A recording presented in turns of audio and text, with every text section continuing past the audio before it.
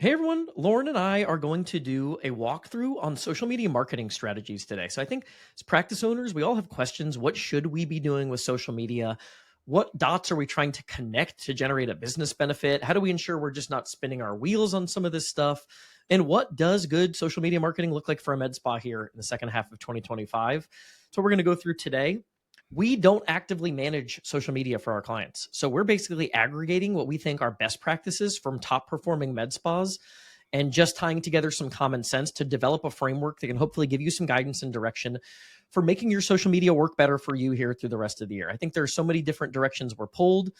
You see people doing TikTok dances, and some people are just talking to the camera, and then some people are hiring agencies, managing it in-house. We're going to talk about some of the pros and cons of the different options and how to implement at a high level.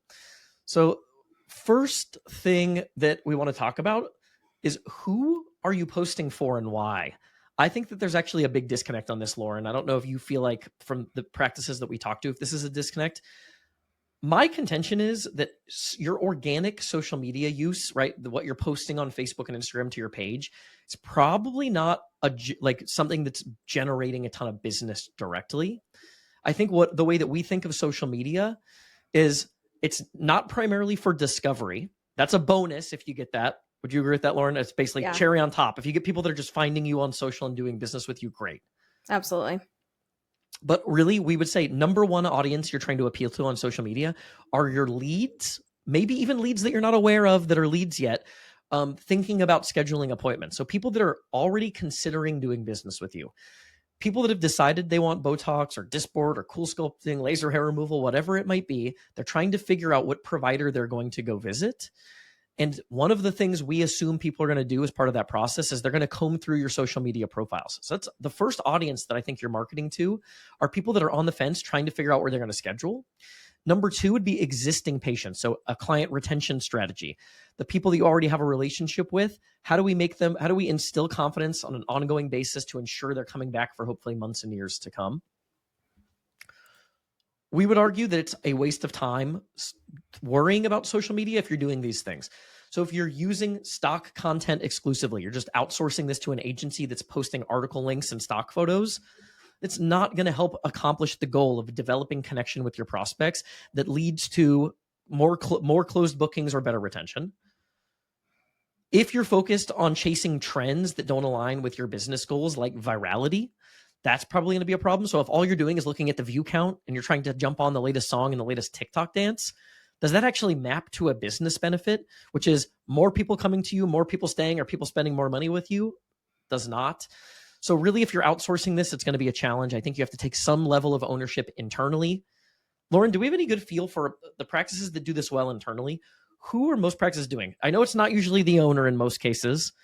Who do you see people assigning the role of kind of social media manager to? Oftentimes, I think it is somebody with their own role as that job. Like, I think they have somebody who is their social media manager. Sometimes, if you're a smaller practice, it can be your front desk person in some of their free time too. But oftentimes, it is somebody dedicated to doing this if you're going to do it well. And mainly because you need someone to take point on that and to make people do it. It's hard to get your providers to get the time to give you a clip or to do a quick recording or even to remember to take before and after photos during some of their appointments. So I think it's going to be really important to designate that role to somebody specifically.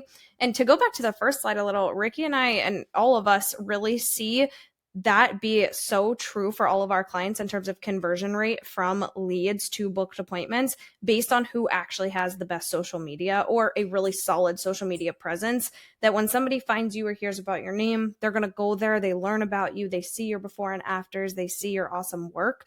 And that can really increase getting that lead over the finish line to actually book that appointment. So having somebody as point person or lead on making sure that this is taken care of and being done well is definitely important. Otherwise, it really does get pushed to the wayside. So if you have a marketing director, internal marketing team, like there's just got to be somebody that's wearing that hat. And at a smaller med spas, you're wearing multiple hats, as we have with a lot of businesses. But just somebody needs to make sure that is their hat. That's their role, to make sure that this stuff gets done and it gets done on time and it's scheduled and that we're thinking ahead. That's the other thing, plan ahead. Somebody talked about how they schedule and think about all their social media content a quarter in advance. Don't wake up every day and wing it. You can do that with your stories, But with your posting your reels, you should have some sort of a schedule. It's not that hard to allocate some time and to think about this strategically and to plan ahead. So you just can't outsource completely. I have seen people do this successfully with local social media management companies who will come in, shoot content, help you plan. That can be effective, expensive, but you're going to have somebody that has at least local access, even if you're outsourcing, because they're going to have to get this stuff from inside of the office to do it well. Real quick, are we focused on the entity, so the med spa itself, or the provider? Say the answer is going to be both. If you're a single location med spa or a single provider med spa, hopefully those things are tied together. The practice page and the injector page, for all intents and purposes, are the same. For bigger, more established practices, you need to figure out the strategy for the entity, knowing that your injectors also have their own social media profiles. If that is a personal social media profile for the injector, a strictly personal profile, you're not going to be able to have much control over that. But if they are using it for business purposes, you might want to consider some sort of guidance, coaching, or frameworks to help them strategize so that you're creating a win-win where they're retaining clients at a higher rate, they're bringing in more business, improving close rates. So if people are choosing a specific injector, though, assume they're going to the injector profile, not just the page. And I think the main thing here is just allow for cross posting and tagging. Make sure that if the injector's posting something with the practice, they're tagged and referenced, and vice versa. Anything to add to that, Lauren? No, I would just say that's probably the biggest part, is making sure things are going both ways with both pages if we're doing it that way. Yeah. All right, where to focus attention? You've got a bunch of different platforms. Certain things are newer and trendier. There's some things that have been around for a while. We pulled this from ChatGPT, actually. And what ChatGPT said, I asked it for affluent female audience in the US 30 plus as a reference range. And it said Facebook is still the absolute leader, 92% market saturation, market penetration with high daily engagement. Instagram, they listed as number 2 with strong visual storytelling platform, 74% affluent reach and fast growing. And growing fast. I don't know that Instagram is growing fast. That seems like a miss by ChatGPT to me. Lauren, I think if we were to pick one, we're saying what here? I would say Instagram for sure. It is interesting when we do like a leads breakdown from ads specifically, we'll see that Facebook still is the winner in terms of where we're getting leads from on ads, but where people actually engage the most and say, oh, I saw your content or I reviewed your Instagram, that's what we hear the most, is Instagram being the winner. Yeah. And Facebook and Instagram owned by Meta, same company. If you do this through Meta Business Suite, you can cross post. There's probably multiple ways to connect those two platforms. So you can post something on Instagram that goes to Facebook and vice versa. So that should be pretty easy to make sure that you're checking both those boxes. Facebook and Instagram, I would say, are the big two still for this demographic for most med spas. So those are the places we want to be most active. YouTube, if you're hosting videos and you're publishing this stuff, there's probably some sort of a use case for YouTube because those things can go on your website. You can redirect people to those links. It's essentially a video hosting platform that also doubles as a social media platform to some extent, especially with shorts. Lauren, any other strategic implication for how you recommend incorporating YouTube into a social media strategy?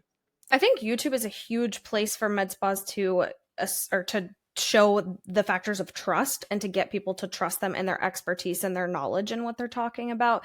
It gives you a longer platform availability to be able to talk through certain things. So on some of our clients who do this the best and who have the top in class knowledge on these things, on each of their pages on their website, they'll have a YouTube video embedded that's all about Dysport from our lead injector so-and-so, or all about this treatment from our owner so-and-so. So I think it's a really good place to demonstrate your knowledge and your expertise and get to win on those factors of trust specifically. We also have some clients who turn it into a podcast too, and they make it more of a fun type of place where they can talk about treatments and what's winning over others. Just a place where people can really learn more about the industry as a whole or the services as a whole too, and also pick you based on trust. Yeah. Pro tip there, like Lauren said, if you're doing an explainer of like how you go about treating for Dysport, and you have one of your providers going through like a whole thing on your philosophy of treatment, the unit price, and you're doing a whole breakdown on how your practice specifically thinks about providing service for Dysport, I would maybe on those YouTube titles add the location information. So you can say like a Dysport treatment in, St. Louis, Missouri, whatever it might be, because there's the potential that those YouTube videos are also shown in Google search. So you can actually generate some additional awareness and top of funnel traffic via that content potentially. TikTok was the next on the list. I think if you are going to spend time on another platform, it probably is TikTok. Lauren, do you agree with that? Yeah, absolutely. Just has a little bit of a especially. different use case, I would say. Like we talked about on our last video, it's more of an awareness type place just to kind of dominate in omnipresence, showing yourself in every single platform. I wouldn't say it's as used or as highly visited for people searching for med spas, but definitely an extra place to get your brand out there too. Again, if people are looking, they're mainly combing through social media because they're already thinking about doing business with you, or they're an existing patient. They're doing most of that research on Facebook, Instagram. I don't know that a ton of people are by default going to your TikTok. They assume TikTok's a little bit more fun, a little bit more playful and casual. So if they want the professional presentation of what it's like to do business with you, Facebook and Instagram first. But next thing, if you have time, TikTok would be the next platform we would recommend engaging on a consistent basis. This episode is brought to you by Med Spa Magic Marketing, my agency. We help med spas and aesthetics practices grow with more effective marketing strategies. And I know that's a vague phrase, right? That's a vague claim. So I have an offer for you. I offer this to any new prospects. If you're interested in exploring another marketing option, a new agency, or just getting into Facebook, Instagram, Google Ads for the first time, I'd love to show you why we're different, what we're doing for clients. And we can do that via a 1.5 hour planning session where I'll outline a specific marketing plan, and I'll give you all of the blueprints that we would implement if we were to do business together. Now you can take that, use that on your own, hire someone else to help you execute it, or work with us. We really don't hold anything back on that strategy call. And I think you'll have a lot of confidence in how you manage your marketing investment moving forward, understanding some of the nuances that can help you implement more effective marketing strategies for your business. So if you want to do that, you can go to medspamagicmarketing.com. So that comes to what type of content are we publishing? This is a question I think a lot of people have. There's a bajillion different options for what type of content and information we could be posting on our social media pages. So what might this look like? This is, again, our opinion of what probably a good social media blueprint entails. Number one, most important posting type, I would say, are things that build on the know, like, and trust factors. And so trust, again, is going to allow you to convert more prospects, and it's going to allow you to retain more of your existing patients. So I've got on the screen here, Haley Wood. We had her on the podcast recently, and I thought she does a really good job with her social media accounts. You can see she's got really deep engagement on a lot of the stuff, not just likes, but actual comments, even when she's doing educational information. Lauren, do you want to kind of take over the rest of this slide, just how we think about the content types that can help us build trust and convert and retain the educational component?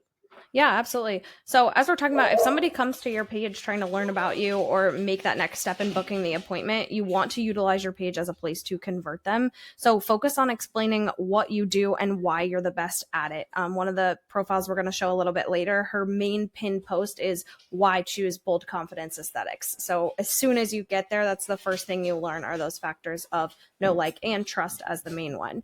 Then you're aiming to build authority and trust with every single post that you're doing.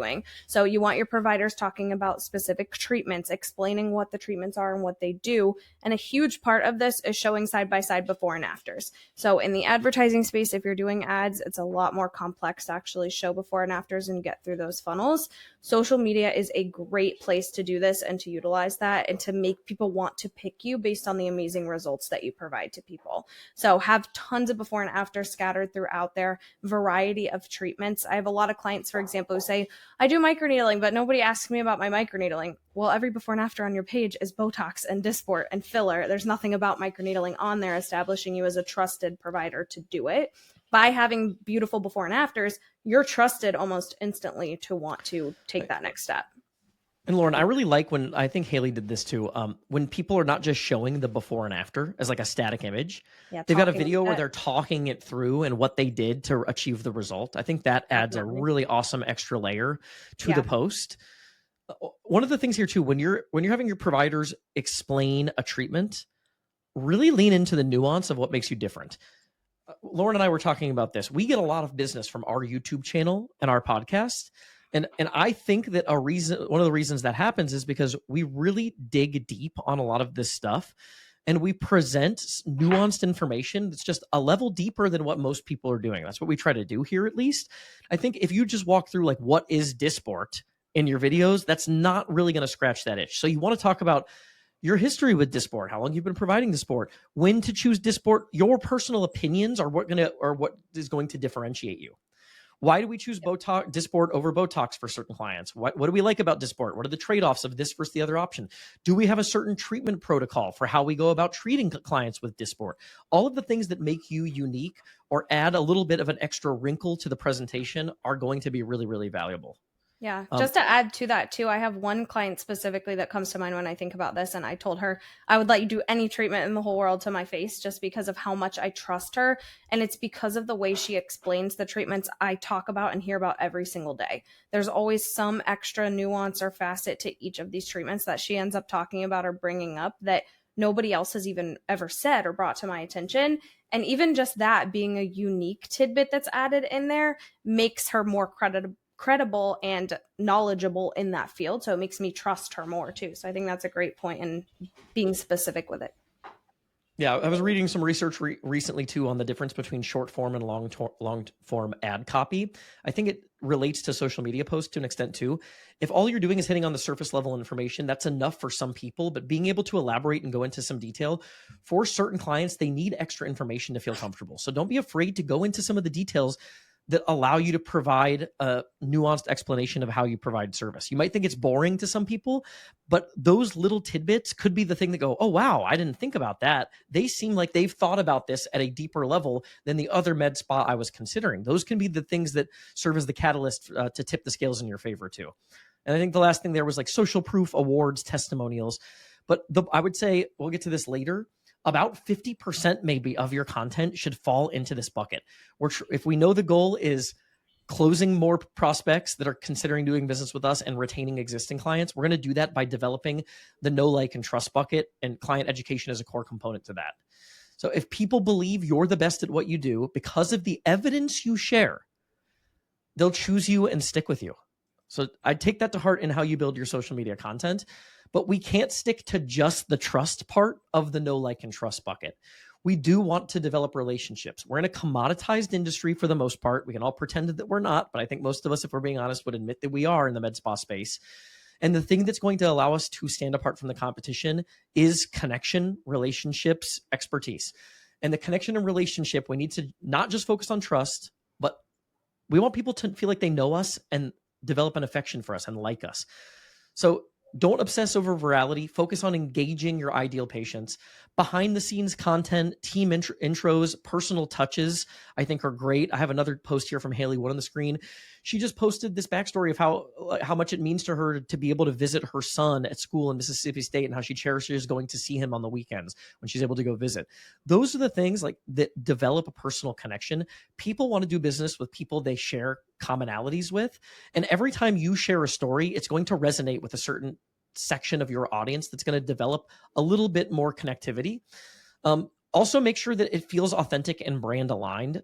So if you're a fun, buttoned up, professional, business oriented med spa, and then your social media is all like goofy dance reels, that's not really good brand alignment. So be cognizant of just authenticity and brand alignment too.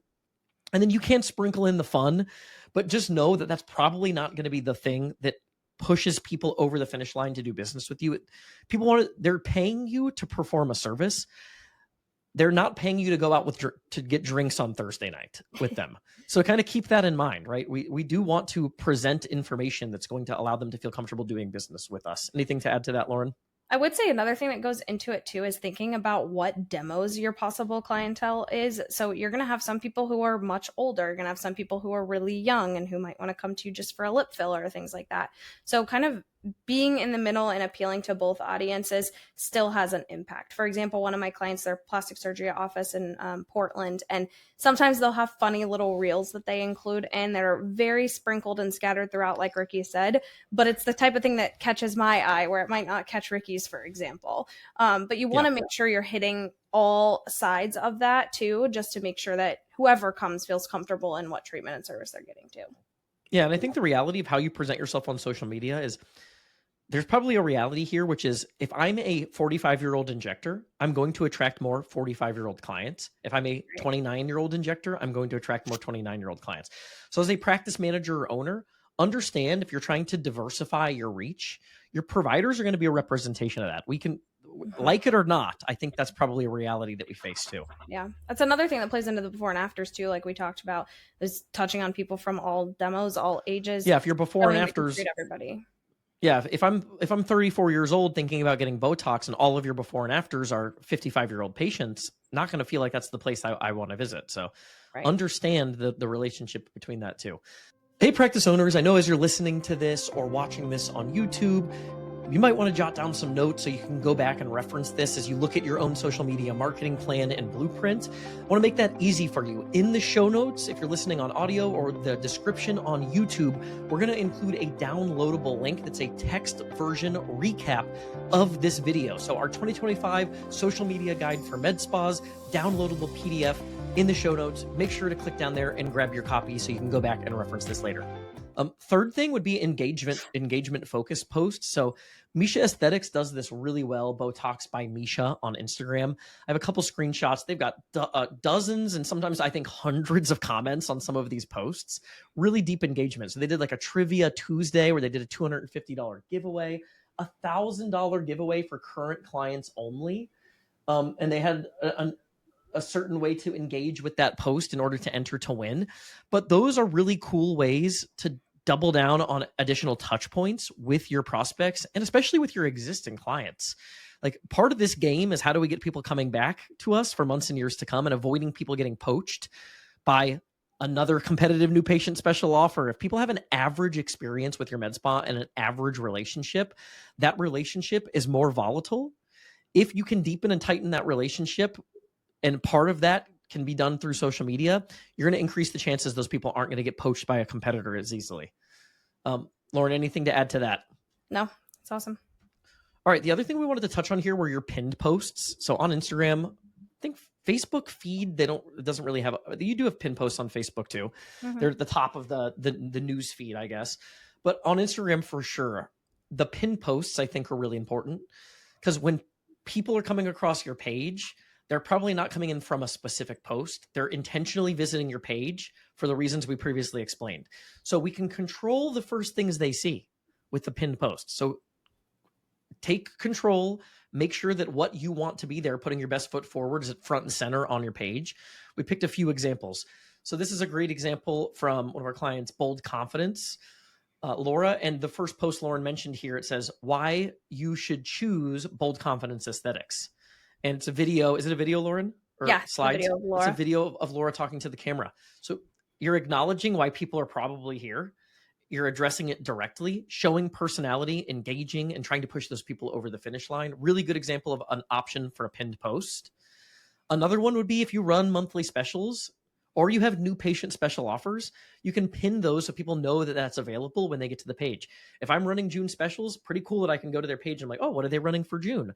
Or if you've got evergreen new patient special offers that are accessible to new patients, maybe include those there too. That would be another good option. The last one we have here, Lauren, was there anything specific we liked about the pinned posts here? They've got a couple on this one. Yeah, I actually really like their highlights on this one specifically. I think the highlights Okay. are another place you can utilize aside from pinned posts that people see when they first visit your page. Theirs include their promotions, before and afters, community posts, press, more about their team. One of their popular treatments, HRT. So I think utilizing those highlights too, making sure that that looks really clean, pretty, and has the things that people want to look at is definitely important too. Yeah, some of the other highlights that were on these previous screenshots: results before and afters, reviews, products, memberships, skincare, patient of the month, like some sort of membership program, meet the staff and meet the team. So cool use cases for what you can do with your highlights section on Instagram and pin posts. So to recap that, pin posts, why people should choose you. I would say that's a non-negotiable. I would want that in my pin post no matter what. Why are people going to be excited about doing business with me? Let's tell a compelling story in one of those pin posts. If you do evergreen offers or new patient specials, or maybe in tandem, you've got some sort of a post that addresses that. And then I would say there's a lot of other flexible options you can include in that third pin post. Any other things that you like or preferences there, Lauren, or do you think those are the most important? I like to, like the one for Eden, if you watch that first video there that's pinned as well, it walks you through their practice, like kind of like a day in the life, what it looks like exactly. Somebody coming in, meeting the front office, walking back to a treatment room. So getting them familiarized with your space, making it somewhere it's comfortable, welcoming, and exciting to go visit too. It's a beautiful place. It has tons of offerings and things like that also. So Yeah. kind of going back to the why choose us, but Like a get them welcome excited video. about choosing you too. Cool. Okay. So key takeaways here, effective social media is going to help people gain confidence in booking with you. We want this content to build trust, drive engagement, but not chase vanity metrics. So view count, if a bunch of people that live halfway across the country are watching your dance video, I'm really picking on the dance videos today, as you can tell. But it's not going to generate a business result. So be strategic, be consistent, be yourself. The flywheel that you create with social media, as you develop know, like, and trust, you're going to increase the amount of bookings that you get from people that are considering doing business with you. You're able to use it to develop deeper loyalty. That leads to more referrals. And this is a flywheel effect that keeps building momentum. So do not take your foot off the gas when it comes to social media management. Don't just assume because you're posting, you're doing the right things. I would really take a critical eye to your social media marketing plan with some of the content that we shared today and reassess how you can make this more strategically advantageous for your med spa.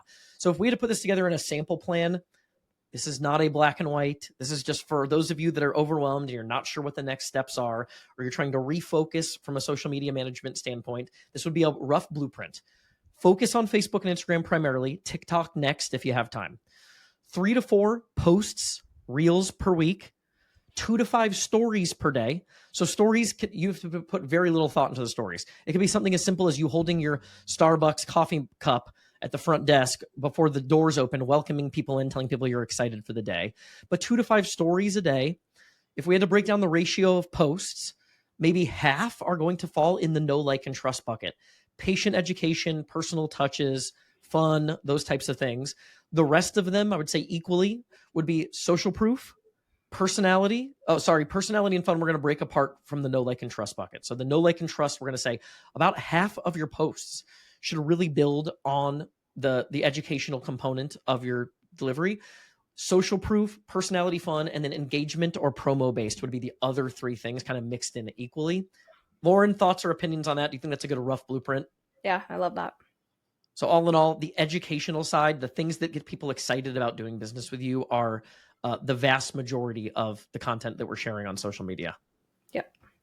Okay. Last thing is, this is not, as we said, probably going to be a catalyst for exploding your books with new patient appointments. It's going to help tip the scales in your favor for people that are already considering doing business with you and help you retain more clients. If you want to start generating more bookings, whether you're doing $5 million a year or $50,000 a month, whatever that looks like, if the next goal and the next frontier is ramping up patient acquisition, organic social media, I would argue, is not going to be a primary catalyst for doing that. Probably going to have to get involved in the ads realm of these platforms. So that's putting dollars behind the content that you're posting in a way that generates direct response bookings. We've got other trainings and videos that I'll link in the show notes. So if you're listening on the podcast format, I'll include that in the show notes on the podcast, and then we'll include it in the YouTube channel as well with some of the free YouTube trainings. But Meta ads, Facebook, Instagram, and Google ads are going to be your next frontier if you're really trying to ramp up new patient bookings. And if you need any help with any of this, feel free to visit our website. You can schedule a free strategy call with me, medspamagicmarketing.com. Hope that was really valuable. If you have any additional feedback or thoughts, leave those in the comments, and we'll see you on the next one. Thanks, everyone, for tuning in. This podcast is a production of Med Spa Magic Marketing. If your med spa or aesthetic practice is in need of digital marketing services, help with advertising on Facebook, Instagram, Google, lead generation, and booking more appointments, please visit medspamagicmarketing.com.